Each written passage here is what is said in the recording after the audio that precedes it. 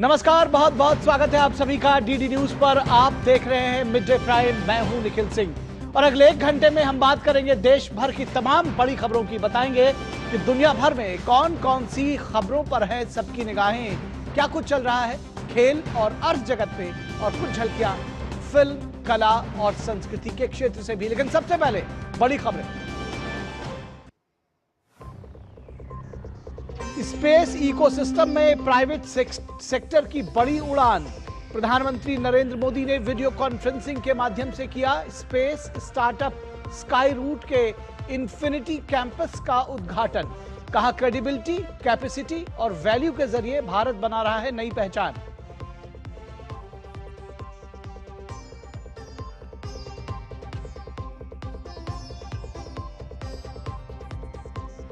परमाणु ऊर्जा क्षेत्र को भी निजी क्षेत्र के लिए खोला जाएगा। प्रधानमंत्री ने कहा, रिएक्टर न्यूक्लियर इनोवेशन में बनेंगे नए अवसर, टेक्नोलॉजी सेक्टर को मिलेगी मजबूती।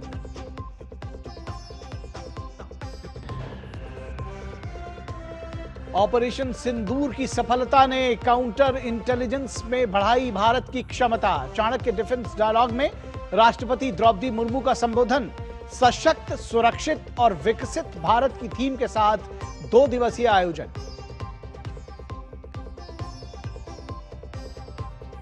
व्हाइट हाउस के बाहर गोलीबारी के बाद ट्रंप ने ढीली आव्रजन नीति को राष्ट्रीय सुरक्षा के लिए बताया सबसे बड़ा खतरा। वॉशिंगटन डीसी में 500 अतिरिक्त नेशनल गार्ड्स की तैनाती, संदिग्ध को हिरासत में लिया गया।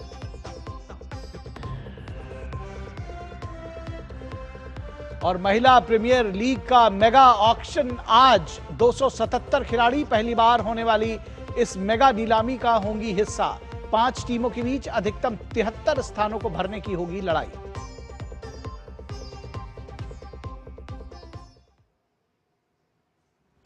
सबसे पहले बात चाणक्य डिफेंस डायलॉग की। राष्ट्रपति द्रौपदी मुर्मू ने आज से शुरू हुए 2 दिवसीय चाणक्य डिफेंस डायलॉग 2025 के उद्घाटन सत्र को संबोधित किया। इस अवसर पर उन्होंने कहा कि ऑपरेशन सिंदूर की सफलता देश की काउंटर इंटेलिजेंस क्षमता की, हमारी जो सुरक्षा एजेंसियां हैं उनकी दक्षता का जीता जागता उदाहरण है, उसका प्रमाण है। राष्ट्रपति ने कहा कि वैश्विक भू राजनीतिक परिदृश्य बेहद चुनौतीपूर्ण है और ऐसे समय में भारत की कूटनीति, अर्थव्यवस्था और सेना तीनों ने स्वयं को अत्यंत प्रभावी रूप से अभिव्यक्त किया है और दुनिया में भारत की स्थिति मजबूत भी की है। उन्होंने भारतीय सेना द्वारा युवा शक्ति और मानव संसाधन में निवेश की सराहना की और कहा कि यह कदम सेना की भविष्य की तैयारियों को और मजबूत बनाएगा।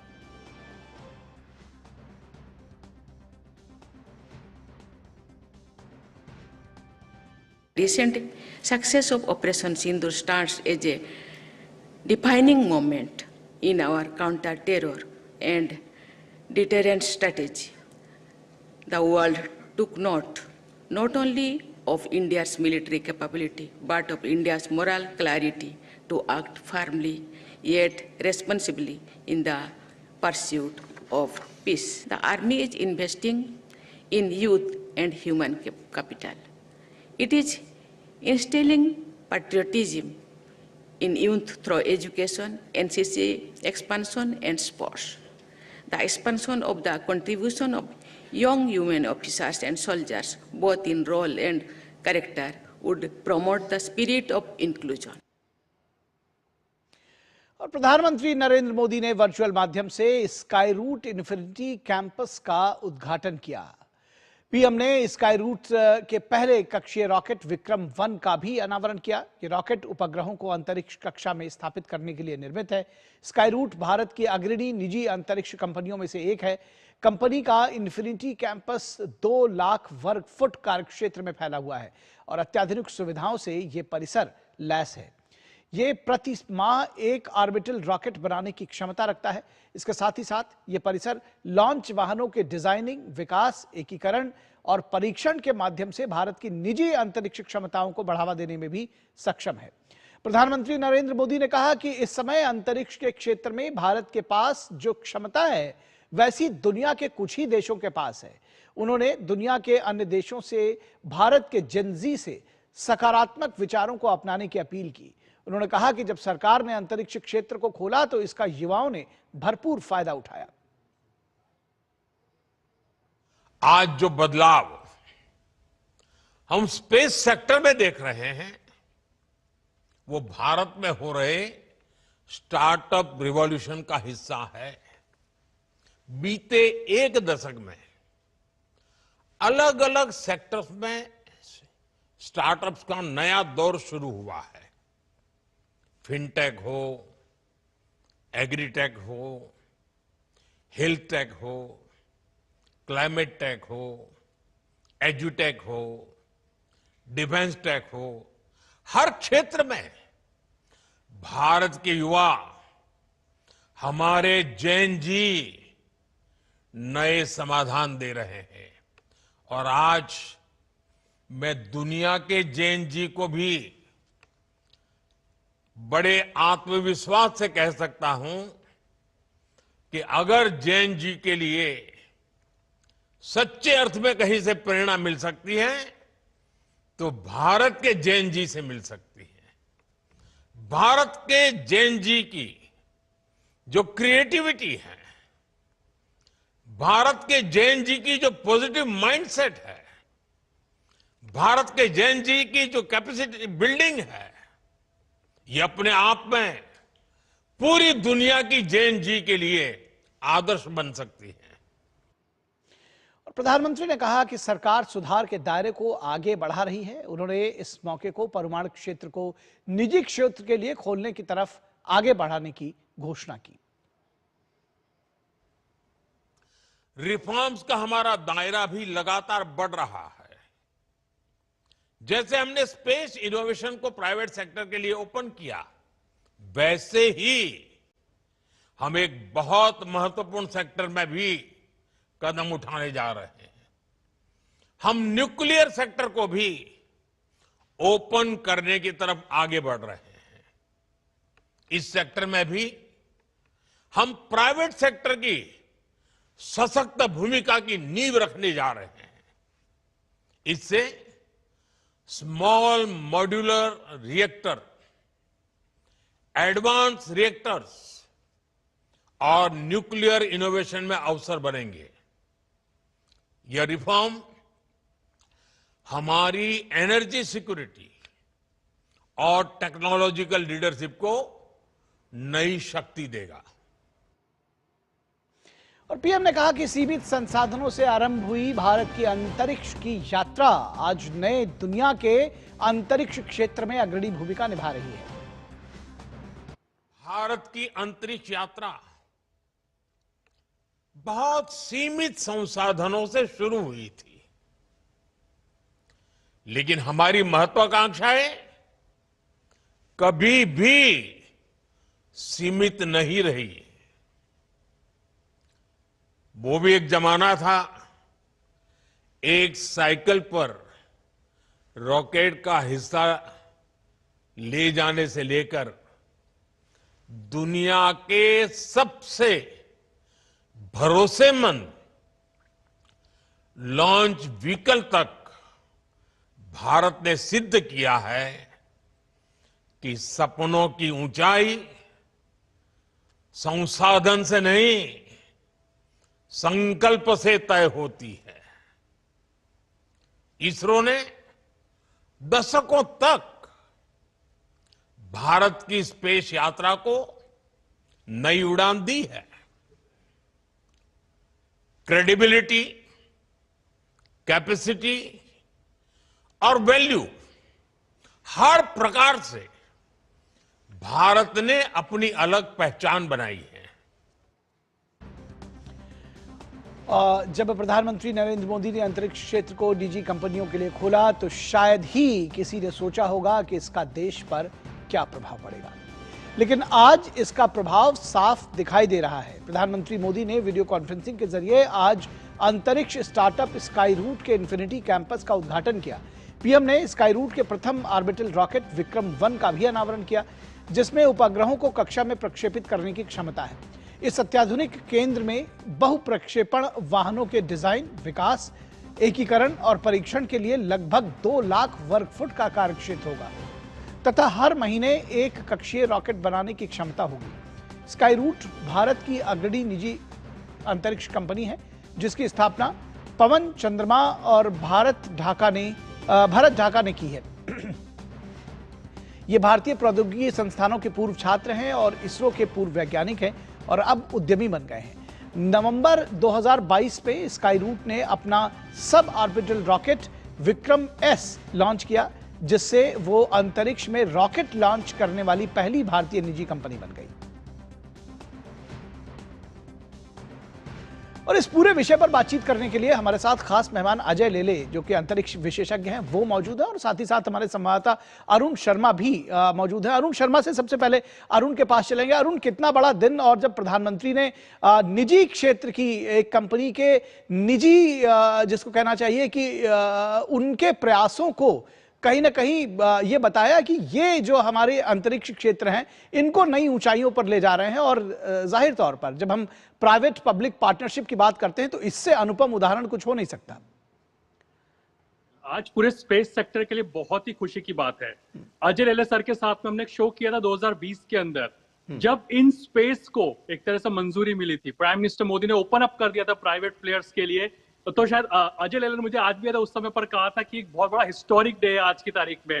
तो आज एक तरह से हम कह सकते हैं 5 साल के बाद हम देखते हैं, तो जाहिर सी बात है बहुत इंपॉर्टेंट डे इसलिए भी हो जाता है क्योंकि अभी तक सारी जिम्मेदारी इसरो के ऊपर थी। इसरो आइडिएशन से लेकर के, डिजाइनिंग से लेकर के, स्पेस मिशन को कंडक्ट करके एग्जीक्यूट करने का पूरा एक तरह से रिस्पॉन्सिबिलिटी इसरो की थी।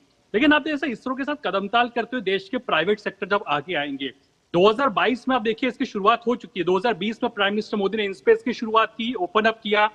2022 में स्काईरूट जैसा, जिसको आज की तारीख में पवन से बात हुई थी का इस समय पहले हमारे, जो पवन से मैंने पूछा भी था कि आपको लोग अब इलॉन मस्क कह रहे हैं कि आप भारत के एक तरह से इलॉन मस्क, बिकॉज जैसे वो स्पेस मिशन को अंजाम दे रहे हैं प्राइवेट प्लेयर्स के तौर पर, आप भी दे रहे थे, तो काफी मुस्कुरा भी रहे थे। लेकिन हाँ, एक इंपॉर्टेंट है इसलिए भी है कि 2022 में हम देखा कि प्रारंभ नाम का एक तरह से स्पेस जर्नी को शुरुआत करते हैं। हालांकि टेस्ट फ्लाइट थी, सिर्फ सॉलिड फ्यूल लेकर के जो विक्रम एस था वो गया था।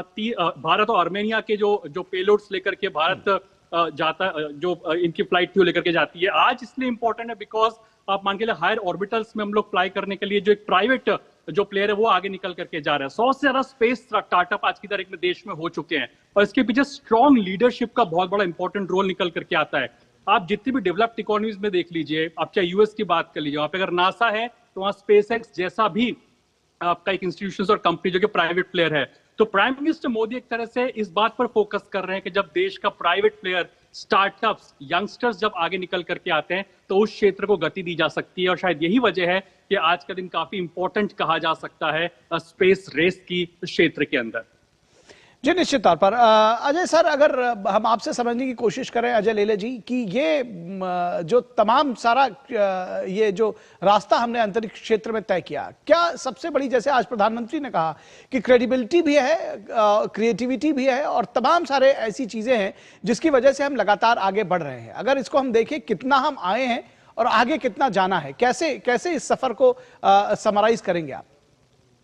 विचार से आज का जो दिन है बहुत महत्वपूर्ण दिन है। इतना बड़ा एक प्राइवेट सेक्टर का एजेंसी अपना खुद का कैंपस खोल रहा है और वो प्रॉमिस कर रहा है कि हर महीने में वो एक रॉकेट लॉन्च करेगा। ये बहुत बड़ी उपलब्धि होती है। जैसा कि प्राइम मिनिस्टर के लेक्चर से पहले कहा गया था कि 2026 में ही विक्रम 1 का पहला परीक्षण होगा और आने वाले एवरी मंथ एक रॉकेट का परीक्षण होगा। 2030 तक हम 50 रॉकेट्स का परीक्षण करने की क्षमता रखने वाला देश होना चाहिए, ऐसा प्राइम मिनिस्टर ने कुछ दिन पहले कहा था। मेरे विचार से उस डायरेक्शन में ये एक बहुत महत्वपूर्ण कदम है, क्योंकि अगर आपका एक प्राइवेट प्लेयर ओनली साल में 12 लॉन्चेस कर सकता है, सो डेफिनेटली बाकी प्लेयर्स इसरो वगैरह करके हम 50 की दूरी तक पहुंच सकते हैं। दूसरी सबसे महत्वपूर्ण बात यह है कि हमने प्राइवेट सेक्टर को प्रोत्साहित करने के लिए जस्ट 3-4 साल ही लगाए थे। उसके बाद इतने जल्द समय में काफी भारी मात्रा में ये प्रदर्शन हुआ है। जैसे जो आंकड़े दिए जा रहे हैं, हमारे पास आजकल ऑलमोस्ट 400 स्टार्टअप्स है जो स्पेस क्षेत्र में कार्यरत है। ऑलमोस्ट 4000 लोगों को जो हाईटेक जॉब करते हैं वहां पे काम करने की सुविधा है। 4000 करोड़ तक का इन्वेस्टमेंट भी आया है। सो मेरे विचार से बहुत कम समय में ये काफी अच्छी मात्रा में प्रगति हो चुकी है। जी, आगे की तस्वीर अजय जी आप कैसे देखते हैं? चुनौतियां भी हैं, उसको कैसे लेते हैं? क्या क्या आपको दिख रहा है आगे का? चुने तो 100% होगी, जी। क्योंकि क्या है कि स्पेस एक बहुत ज्यादा चैलेंजिंग एटमॉस्फेयर होता है। आपने देखा होगा इसरो ही नहीं, नासा के भी काफी सारे प्रोग्राम्स फेल हो सकते हैं और फेल हो चुके भी हैं। बट जैसा हमने देखा था भारत में कि चांद्रयान 2 में हमें एक लिमिटेड सक्सेस मिला था, प्रॉब्लम्स थे, बट चांद्रयान 3 में हमने उसको ओवरकम किया। सो मेरे विचार से ये एक जो हमारा इनहेरेंट डीएनए है भारतीय, मैं कहूंगा विज्ञान का अंदर, कि हम किसी भी फेलियर से डरते नहीं है। सो मेरे विचार से प्राइवेट सेक्टर में भी कुछ प्रॉब्लम्स आ जाएंगे, बट हमारे पास वो उसको ओवरकम करने की क्षमता है। और हमें अब प्राइवेट सेक्टर को आगे जाने के लिए जो जरूरी है, सप्लाई चेन से लेके टेक्नोलॉजी से लेके काफी भारी मात्रा में गवर्नमेंट का सपोर्ट मिल रहा है। जी। उसके कारण मेरे विचार से जो एक रेटिपिज्म होता है वो रेटिपिज्म नहीं होगा, और प्राइवेट सेक्टर को बहुत सारी सुविधा दी जाएगी। और इतने सारे वैज्ञानिक प्राइवेट सेक्टर में भी अब कार्यरत हो गए हैं। सो मेरे विचार से आने वाले दिनों में स्पेस सेक्टर बहुत बड़ी मात्रा में उभर करके आगे आएगा। जी, अजय जी एक चीज और समझना चाहेंगे, जिस तरह से ये पहले के समय में, या ये कहा जाए कि कुछ समय पहले तक ये एक भावना रहती थी कि भारत में सामान बाहर का लेकर आते हैं, यहाँ असेंबली कर देते हैं, लेकिन अब आत्मनिर्भर भारत, मेक इन इंडिया, ये जो अभियान है, इसका असर सीधे तौर पर स्पेस सेक्टर पर भी देखने को मिल रहा है। कैसे देखते हैं इसको? बेसिकली क्या है कि कई साल पहले हमारा जो सप्लाई चेन्स थे वो बेसिकली इंपोर्ट के ऊपर काफी डिपेंडेंट थे। बट कई सारे प्रावधान ऐसे हुए कि जहां पे हमें बताया गया कि ये चीजें यहाँ पे भी बन सकती हैं, लेकिन चीजें यहाँ बनने के लिए कोई प्रॉब्लम्स नहीं होते थे। प्रॉब्लम्स ये थे कि आपको एक स्ट्रक्चर नहीं था। सो अब वो स्ट्रक्चर बन गया है, इसलिए साइंटिस्ट भी प्रोत्साहित हो चुके हैं। हमारे पास कुशलता है, लेकिन हमें काफी सारे कंपोनेंट्स में प्रॉब्लम्स होते थे। लेकिन अब वो कुशलता को अगर आपने सप्लाई चेन्स के जरिए, मटेरियल्स के जरिए, काफी सारे हमारे पास, अगर हम देखेंगे, थोड़ा सा मैं डाइवर्जन कर रहा हूँ, कि काफी सारे टेक्नोलॉजीज के लिए हमने काफी सारा इन्वेस्टमेंट किया है। हमने नैनो टेक्नोलॉजी में इन्वेस्टमेंट किया है, हमने क्वांटम टेक्नोलॉजीज में इन्वेस्ट किया है। ऑल दीज इन्वेस्टमेंट्स बैकडोर से कहीं ना कहीं आपके स्पेस सेक्टर को भी हेल्प करते रहते हैं। सो हमारा, मैं ये नहीं कहूंगा कि खाली स्पेस सेक्टर के ऊपर लक्ष्य है, हमारा एक ओवरऑल टेक्नोलॉजी ग्रोथ के ऊपर लक्ष्य है। जैसा भी प्राइम मिनिस्टर ने कहा कि हम न्यूक्लियर सेक्टर को भी ओपन अप करने जा रहे हैं। तो मेरे विचार से हम एक ही टेक्नोलॉजी के जरिए आगे बढ़ना नहीं चाहते, हम काफी सारी टेक्नोलॉजीज में एकत्रित इन्वेस्टमेंट करके आगे बढ़ने की कोशिश कर रहे हैं। न्यूक्लियर सेक्टर को ओपन अप करने जा रहे हैं, इसको कैसे देखते हैं? क्या कुछ फर्क पड़ने वाला है?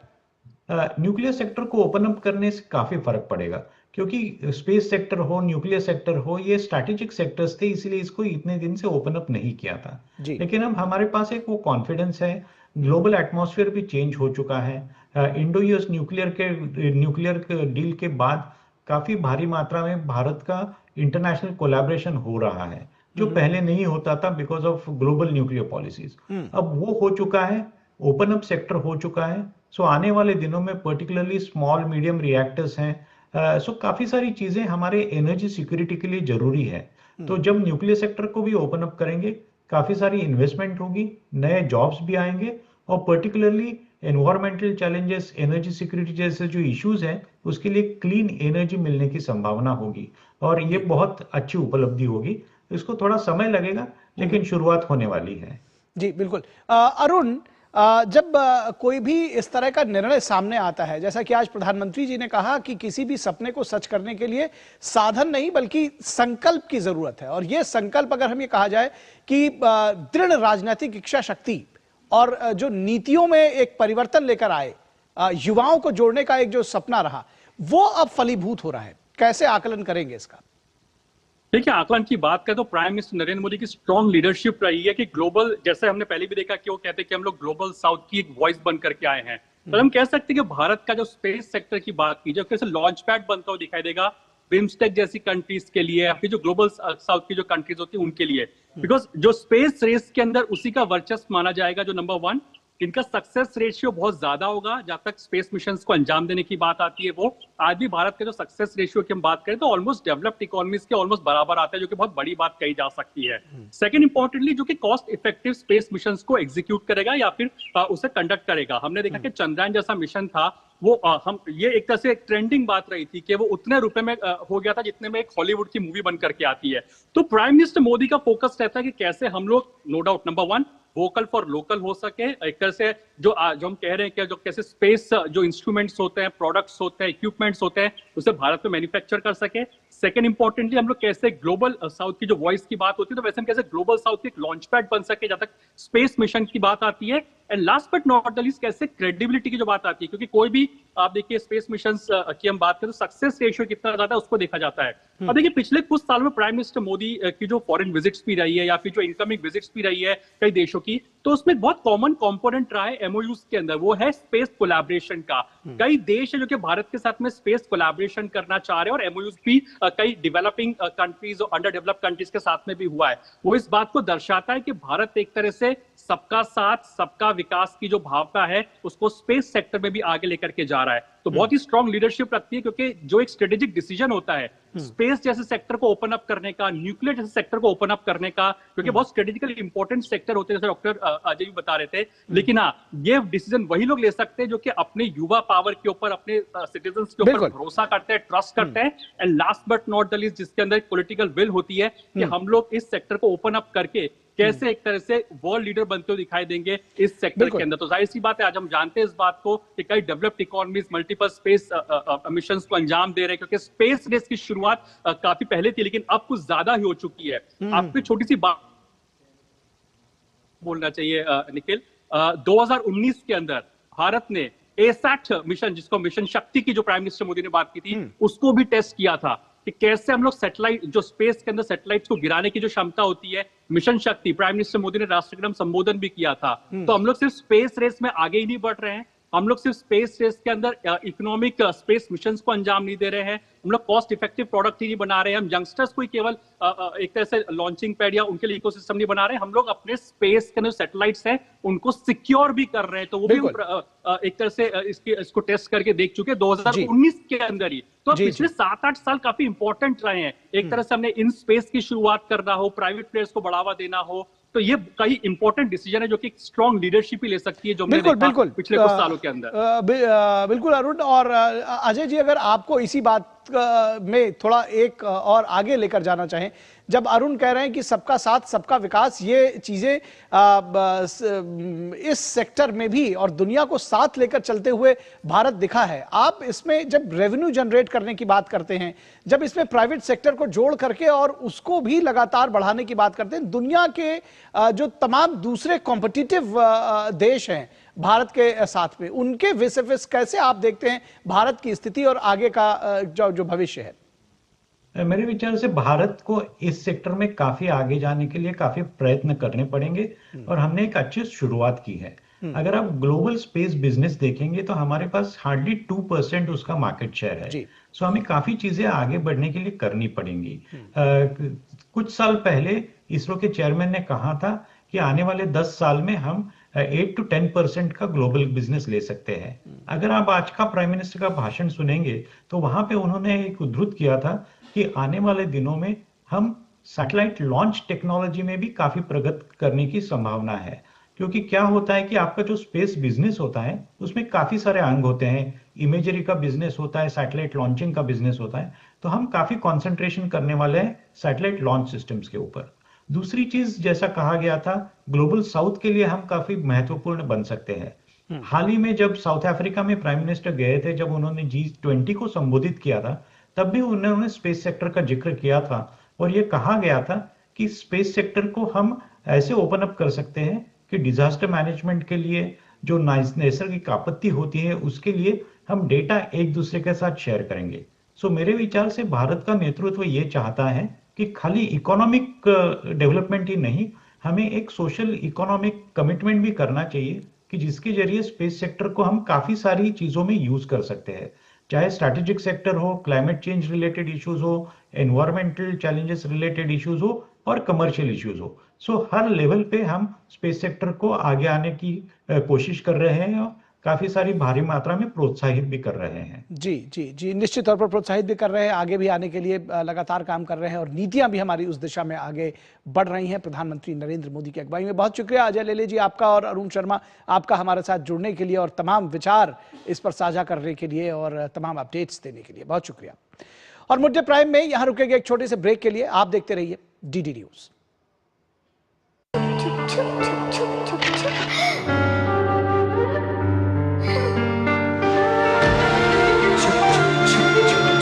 आ जाओ। Yes papa. जिंदगी किसी के लिए नहीं रुकती, हम भी आपको कहां रुकने देंगे। जिंदगी के हर मोड़ पर LIC है तो इंश्योर्ड है। LIC हर पल आपके साथ। 80 करोड़ लोगों को मुफ्त राशन की सौगात है। एक नहीं, दो नहीं, ये 5 साल तक की बात है। मुफ्त में आपको अन्न मिलेगा, हर परिवार हर मंथ मिलेगा, कहीं भी किसी भी राशन की दुकान से मिलेगा। ये मोदी की गारंटी है। जी हाँ, प्रधानमंत्री गरीब कल्याण अन्न योजना के तहत 1 जनवरी 2024 से आने वाले 5 सालों तक गरीब और अंत्योदय परिवारों को हर माह मुफ्त राशन मिल रहा है। मुसीबतों की छुट्टी, मोदी की गारंटी।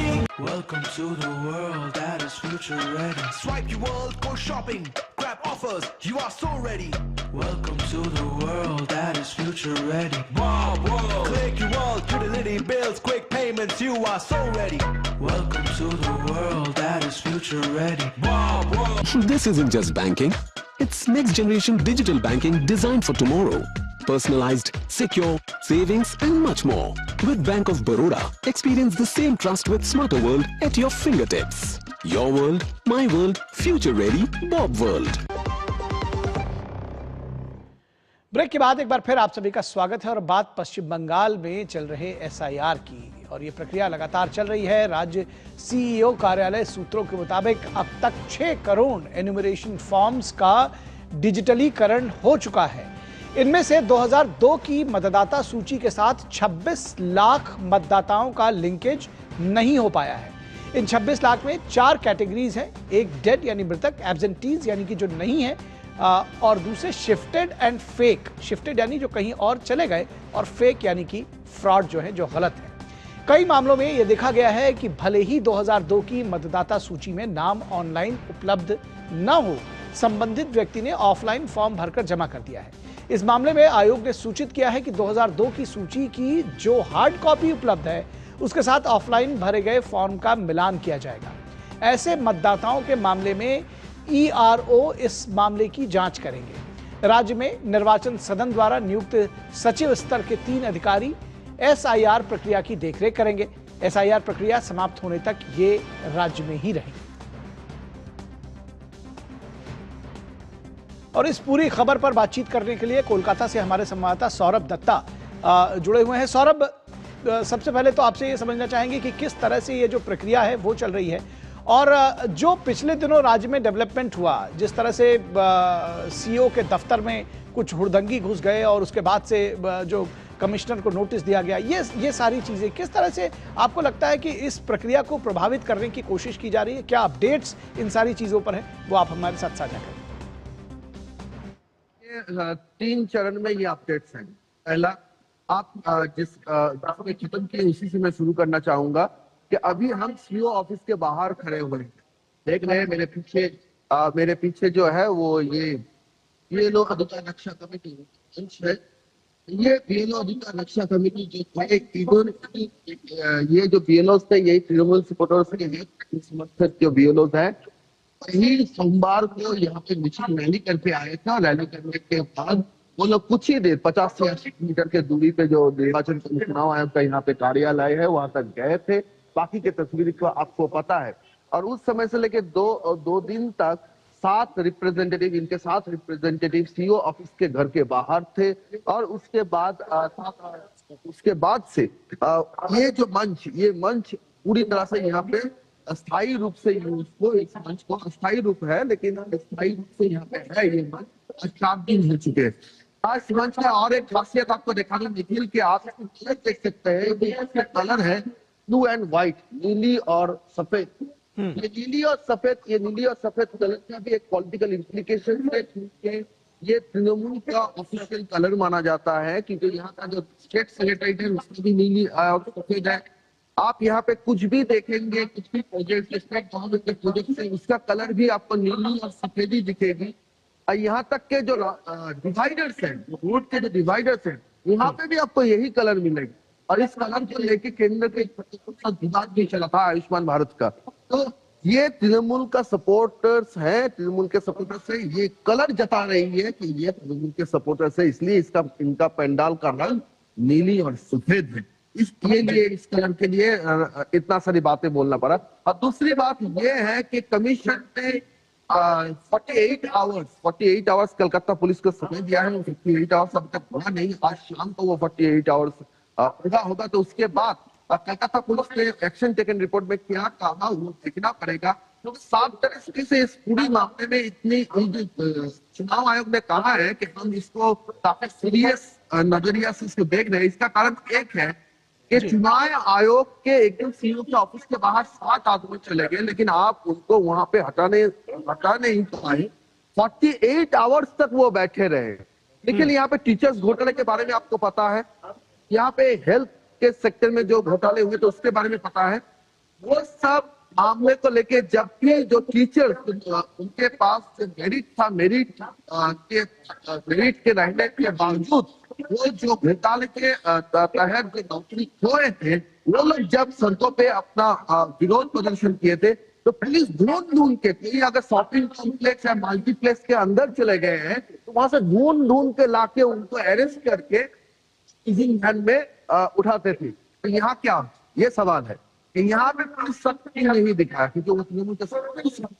और तीसरी जो बात है, ये जो वोटर्स का जो अभी जो फिगर्स सामने आया है, जो आप शुरू किए थे, कि अभी अनकलेक्टेबल वोटर्स है 26 लाख जी। इस 26 लाख में 4 कैटेगरीज है, डेड है, एब्सेंटी है, फेक है और शिफ्टेड वोटर्स। जब 9 दिसंबर को ड्राफ्ट रोल आएगा तब और भी स्पष्ट होगा कि आखिर में कि कौन खाते में कितना है, मृत कितना है, एब्सेंटी कितना है, जी कितना है।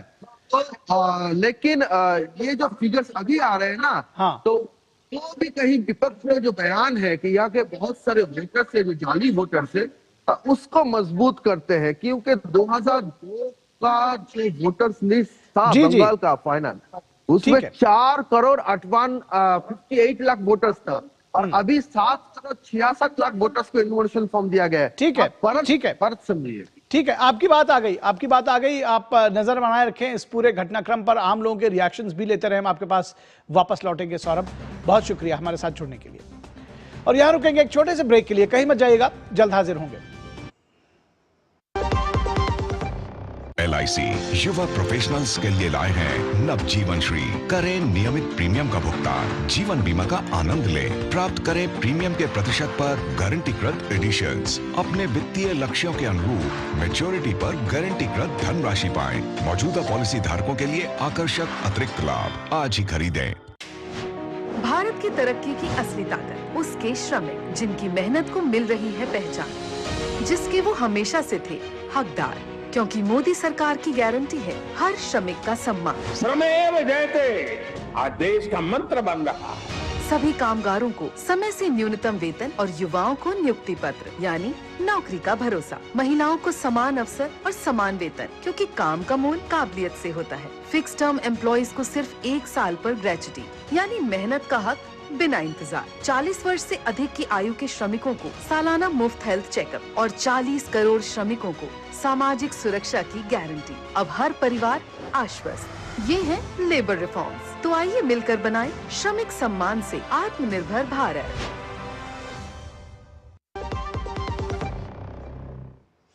ब्रेक के बाद एक बार फिर आप सभी का स्वागत है और आपको सीधे दिए चलेंगे नई दिल्ली के बीजेपी मुख्यालय, जहां संबित पात्रा प्रेस कॉन्फ्रेंस को संबोधित कर रहे हैं। के माध्यम से रखेगा कि किस प्रकार कई वर्षों से, लगभग 2014 से लगातार कांग्रेस पार्टी, विशेषकर राहुल गांधी और उनकी टीम, सोशल मीडिया की टीम, उनकी एडवाइजरी कमेटी की टीम कांग्रेस पार्टी और लेफ्ट के जो जाने माने चेहरे हैं वो किस प्रकार से नरेंद्र मोदी देश के प्रधानमंत्री एवं भारतवर्ष को अपमानित करने के लिए कोई कोर कसर बाकी नहीं छोड़ रही है। उसके लिए भले ही विदेशी ताकतों की मदद लेनी पड़े, भले ही विदेश में जाके भारत के विरोध में कहना पड़े और भले ही विदेश से अपने अकाउंट्स का संचालन करके भारत में नरेटिव गढ़ने की कोशिश की जाए।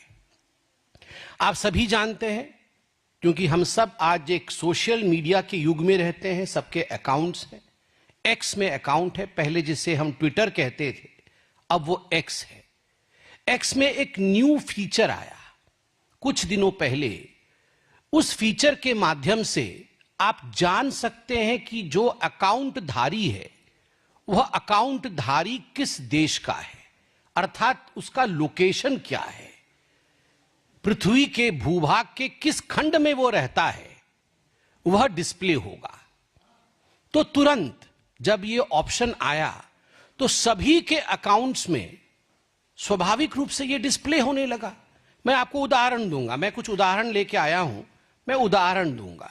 मैं सर्वप्रथम उदाहरण दूंगा हमारी पार्टी का ही। आप देखिए, ये भारतीय जनता पार्टी का एक्स का अकाउंट है। डेट ऑफ ज्वाइनिंग अक्टूबर 2010 आप देख सकते हैं। अकाउंट बेस्ड इन, उस लोकेशन का नाम आप नीचे देखिएगा तो भारत मां का नाम आता है India. Verified since April 2013, connected via India Apple store. तो हर कुछ भारतीय जनता पार्टी का इंडिया से हो रहा है। हमारे जो सोशल मीडिया के हेड हैं अमित मालवीय जी, उनका भी आप देख सकते हैं अकाउंट बेस्ड इन इंडिया और लास्ट में connected via India app store. सब कुछ इंडिया से है। चूंकि मैं प्रेस कॉन्फ्रेंस कर रहा हूं, मैं खुद का भी अभी लेके आया हूं कि date joined April 2013, account based in India और connected via India app store, verified since February 2016। ये मेरा खुद का है। अब मैं कुछ उदाहरण दूंगा आपको। जो डॉक्यूमेंट्स मुझे आज दिए गए हैं, ये डॉक्यूमेंट्स अपने आप में सनसनी पैदा करती है। आपको आज पहली बार कुछ ऐसी बातें सुनने को मिलेगा जो आप शायद विश्वास न कर पाए। मैं कुछ नाम पढ़ूंगा और कहां से उनके अकाउंट्स ओरिजिन करते हैं वह भी बताऊंगा। तो आपको लगेगा कि शायद मैं ठीक नहीं बोल रहा हूं। मैं बता दूं, जब आप अकाउंट में जाएंगे तो कई लोगों ने ये जो प्रोविजन था लोकेशन का बाद में चेंज किया, क्योंकि ये ऑप्शनल भी आया कि आप इसे छुपा भी सकते हैं, आप इसे लोकेशन को चेंज भी कर सकते हैं।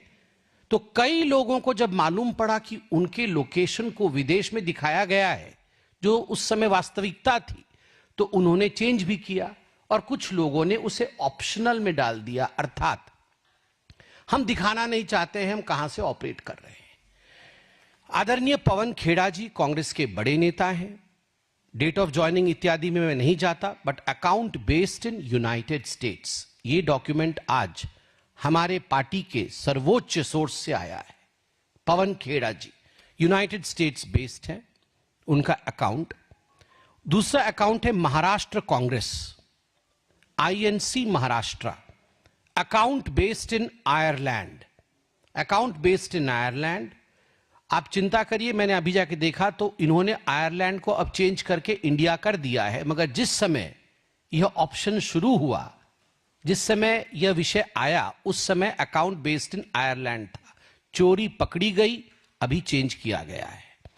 तीसरा अकाउंट जो मुझे दिया गया है वो हिमाचल कांग्रेस का है, @INC Himachal, connected via Thailand Android app. Account based in India है मगर connected via Thailand Android app है। ठीक उसी प्रकार प्रतीक सिन्हा है, इन्फ्लुएंसर है, इनका अकाउंट बेस्ड इन मलेशिया है। एक ऑल्ट न्यूज का मुझे दिया गया है, alt news @capital ALT capital N small EWS, account based in United states, connected via web. Account based in United states, ये उस समय का स्क्रीनशॉट है जिस समय यह फीचर एक्स ने दिखाया, ठीक उसी प्रकार the caravan @THECARAVANINDIA India, the caravan India, वो तो उनका एड्रेस है, मगर account based in United states, connected via web. अभी सुनने में आया है कि उन्होंने भी उसे चेंज करके इंडिया किया है। इसके साथ साथ अनेकों ऐसे अकाउंट है, मैं डिटेल्स में नहीं जाऊंगा, बड़े बड़े नाम हैं जो लेफ्ट कांग्रेस इन्फ्लुएंसर्स हैं। निधि सिंह राठौड़, ये सब निधि सिंह राठौड़ का आप देख सकते हैं account based in West Asia. ठीक उसी प्रकार Mahfuzur Rahman account based in Bangladesh, Arpit Sharma account based in Europe. इस प्रकार से अनेकों नाम हैं जो एक्स यूज करता है, सोशल मीडिया की दुनिया में है, वो इन इन्फ्लुएंसर्स को पहचानता है और इनके अकाउंट्स पाकिस्तान में भी है, बांग्लादेश में भी है। कई जगह पाकिस्तान को छुपाने के लिए ये ऑप्शन दिया गया है कि आप सटीक स्थान नहीं देके साउथ ईस्ट एशिया रीजन दे सकते हैं।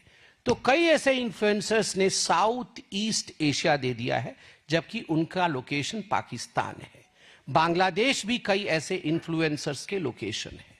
तो आप सोच के देखिए किस प्रकार से राहुल गांधी केवल विदेश जाकर देश के खिलाफ नहीं कहते हैं, वो केवल जेन जी से मिलकर के देश के खिलाफ एक माहौल बनाने की कोशिश नहीं करते हैं, वो प्लानिंग के साथ, डिजाइन के साथ किस प्रकार से इस काम को विदेश में डेलीगेट किया हुआ है, किस प्रकार से डिवीजन ऑफ वर्क है कांग्रेस के अंदर कि बांग्लादेश से, पाकिस्तान से, साउथ ईस्ट एशिया के अन्य हिस्सों से, वेस्ट एशिया से, यूरोप से, अमेरिका से बैठे उनके लोग जो इन्फ्लुएंसर्स है, जो हमारे वोटर नहीं है, जिनका इंडिया से कोई लेना देना नहीं है, वो भारत में नरेटिव सेट करेंगे।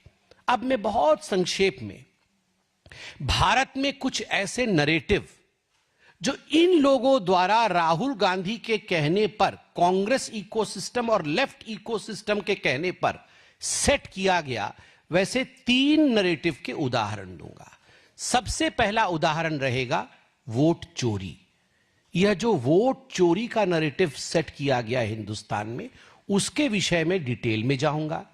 दूसरा नरेटिव ऑपरेशन सिंदूर में जो मोदी जी को और भारत की आर्मी को एक तरह से सरेंडर्ड रूप में दिखाने की कोशिश की गई, एक तरह से दुर्बल दिखाने की, वीक दिखाने की कोशिश की गई, उसके पीछे भी पाकिस्तानी हैंडल, बांग्लादेश के हैंडल, वेस्ट एशिया के हैंडल, यूनाइटेड स्टेट्स में बैठे कुछ कांग्रेसी और उनके शुभचिंतक, इस प्रकार का एक माहौल ऑपरेशन सिंदूर को लेकर बनाया गया।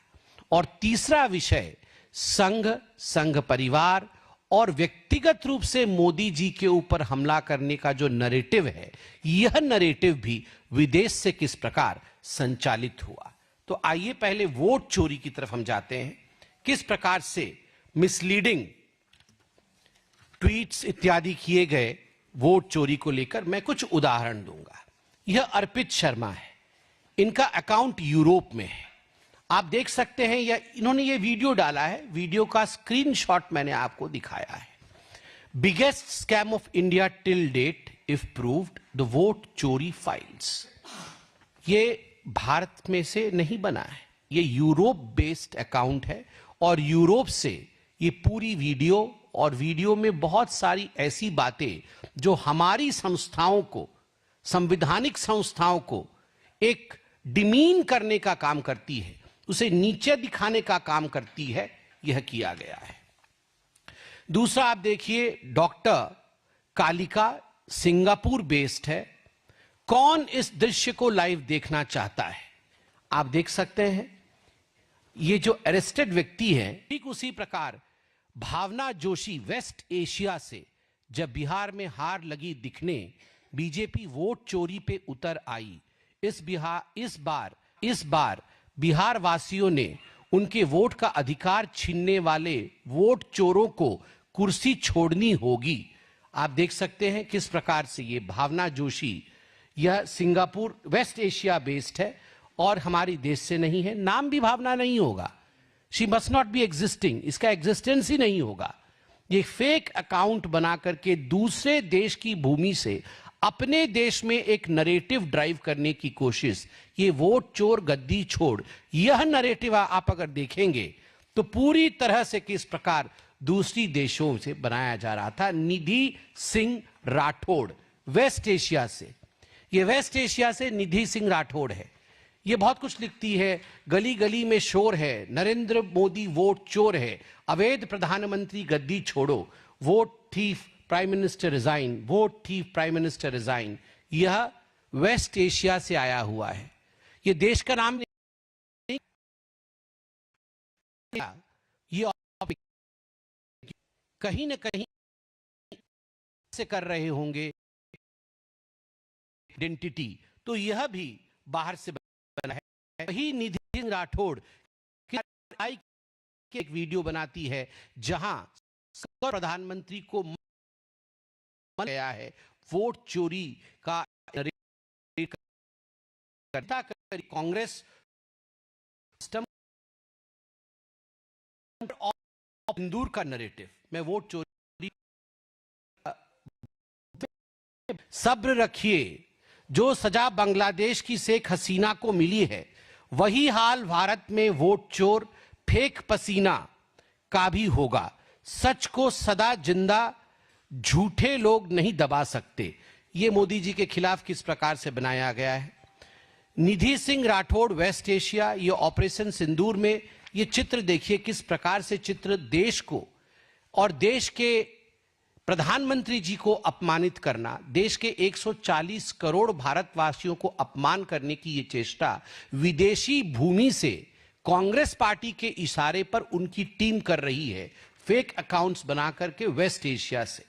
ठीक उसी प्रकार एक और अकाउंट आप देखिए, यह चित्र भी वेस्ट एशिया से है, यह अकाउंट भी वेस्ट एशिया का है और बहुत ही घृणक है।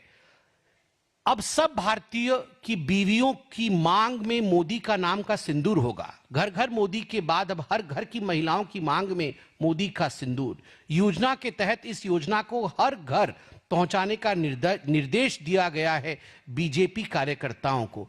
कितनी झूठ एशिया से कार्यालय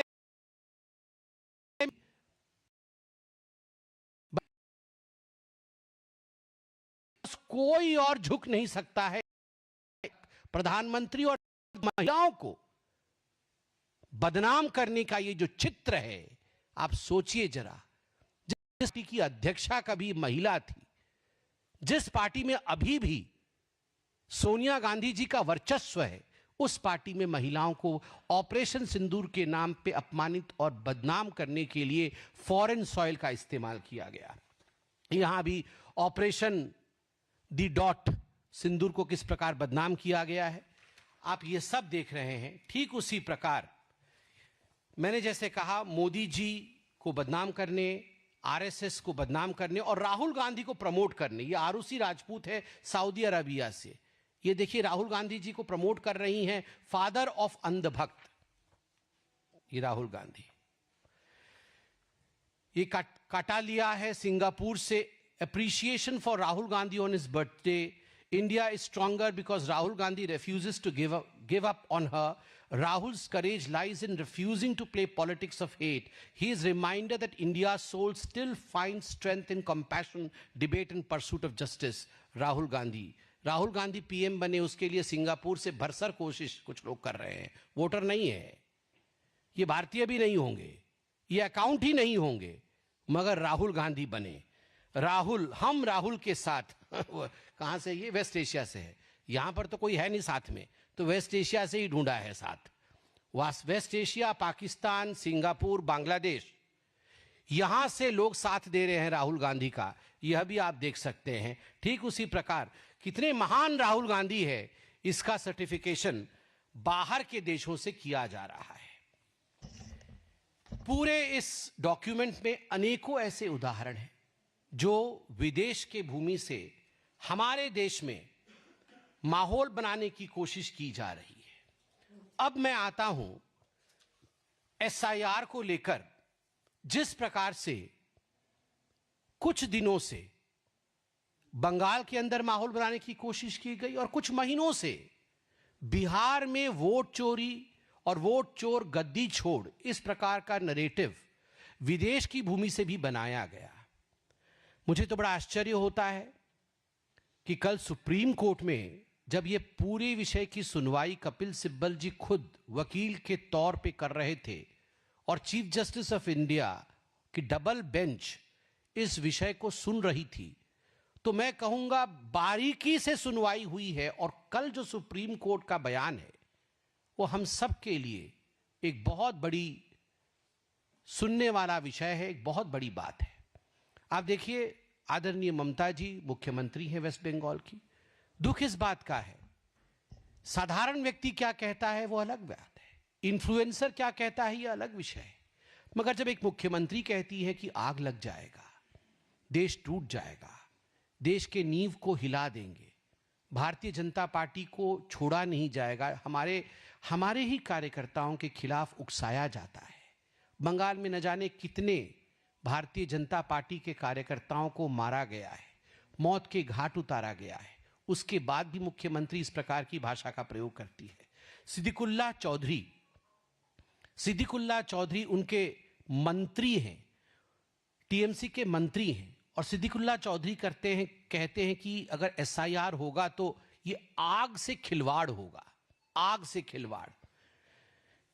और तो हुमायूं कबीर के विषय में तो आप जानते हैं, वो तो चाहते हैं कि बेलडांगा में फिर से बाबरी मस्जिद बनाया जाए, विषय अलग है, मगर ऐसे लोग तो टीएमसी में है, दोबारा बाबरी मस्जिद भी बनाना चाहते हैं। मगर एसआईआर को लेकर सबसे बड़ी बात मैं अखबार से ही पढ़ना चाहूंगा, इससे बड़ी क्रेडिबिलिटी आप देखिए क्या आज अखबार कह रही है। सुप्रीम कोर्ट ऑन वेडनेसडे, अर्थात विगत कल, supreme court on Wednesday emphatically said that the election commission is statutory and constitutionally empowered to conduct the pan-India SIR of electoral rolls and that it would not stall the process. CJI Suryakant and Justice Joymala Bagchi rejected arguments questioning the justification of SIR, with the former saying not a single objection was filed against the updation of electoral rolls after the process was fine-tuned at the apex court's insistence. और सबसे बड़ी बात जो मैं आपको दिखाना चाहूंगा, जो कल कोर्ट ने कहा, लाइव लॉ से मैं निकाल के लाया हूं, आप भी देख सकते हैं इसे। No voter came forward to challenge exclusion despite apprehension of mass deletions after Bihar SIR, Supreme Court. कोई वोटर सामने नहीं आया एक भी कंप्लेंट लेकर कि फर्जी तरीके से हमारा वोट का डिलीशन हुआ। आप पॉलिटिकल पार्टीज ने बहुत एप्रीहेंशंस दिखाया था कि ये हो जाएगा, फलाना हो जाएगा, मगर फिर भी किसी ने उसके खिलाफ कंप्लेंट नहीं किया। A bench comprising of Chief Justice of India Suryakant and Justice Joymala Bagchi during the hearing observed that despite the widespread apprehension voiced earlier about mass exclusions in Bihar, not a single voter had come forward to challenge a deletion. Not a single voter has come forward to challenge a deletion. This suggested that the deletions from Bihar roll on grounds of death, migration, and duplications were correctly done, the bench surmised. मतलब बिहार में जो हुआ वो सही हुआ, किसी की मृत्यु हो गई थी, कोई शिफ्ट हो गया था और किसी का डुप्लीकेशन था, जो की प्रोसेस वहां भी हुआ। मैं नहीं कह कि बाकी देशों में यही गलते गांधी भारत की हिंदुस्तान गृह युद्ध, ये वो गांधी है जिन्होंने विदेश में जाके कि मैं हूं बाकी देशों को कि तमाम है आके हमारे जो पैर वो राहुल की जैन पे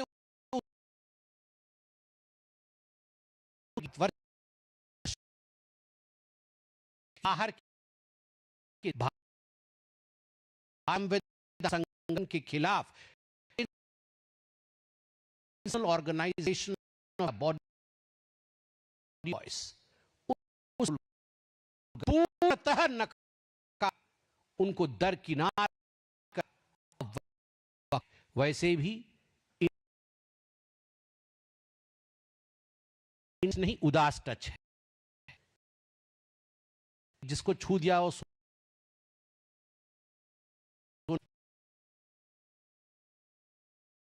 क्या हुआ था उत्तर प्रदेश, जो अच्छे रहे थे तो लड़के घर से ही निकल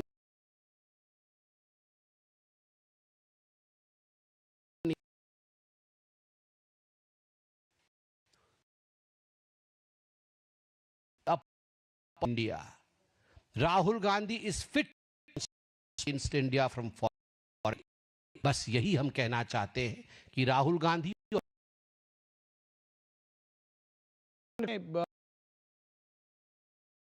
से करने की कोशिश की जा रही है, ऑपरेशन दूर